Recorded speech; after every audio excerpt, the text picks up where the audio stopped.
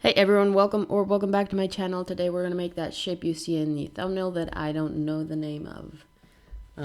Let's jump right into it. You'll find it over here. It's called the Polar Grid tool. It's under the line segment tool, etc. You can either just select it from there, then just click and drag to make your shape. You can hold down shift to maintain the proportions, shift plus alt or option, and it will increase on every side. You can use your arrow keys to add or take away the number of circles, and the left or right key to add or take away some of these other lines. Anyways, we're gonna make our shape. If you don't want to do it with the arrow keys, there is another way. You can just double click on here and select the numbers you want over here. So we have 1, 2, 3, 4, 5, 6. We should be good to go. You can adjust your stroke size. Then just grab your live paint bucket tool. You'll find it underneath your shape builder tool. It's a really cool tool that I never really actually use, but it's actually really useful.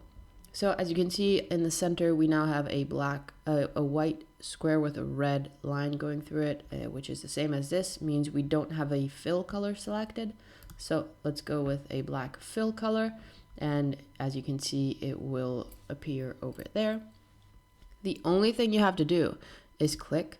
It will automatically understand where the shape is, and it will fill it in for you. So it's actually a really useful tool. I don't really know why I never use it, but for stuff like this, it's so cool. You can also use the shape builder tool, but I feel like this is so much faster. Right? So we have our shape. That's basically it. When I do this kind of stuff, like you see in the thumbnail as well, I usually just select whatever I made in Illustrator, Command C to copy it, then bring it into Photoshop, paste it in as a smart object. Then I usually just add a little bit of blur to it, then add a gradient map on top, and then add some textures and change their blending modes, usually to like lighten or screen, and that's how I get that grungy effect. Yeah, that's basically it. I hope you enjoyed this video. Feel free to subscribe and follow me on Instagram. I post daily on there as well. And if you want to comment or have tutorial suggestions, feel free to comment. And that's basically it. Thank you so much for watching, and I'll see you tomorrow. Bye.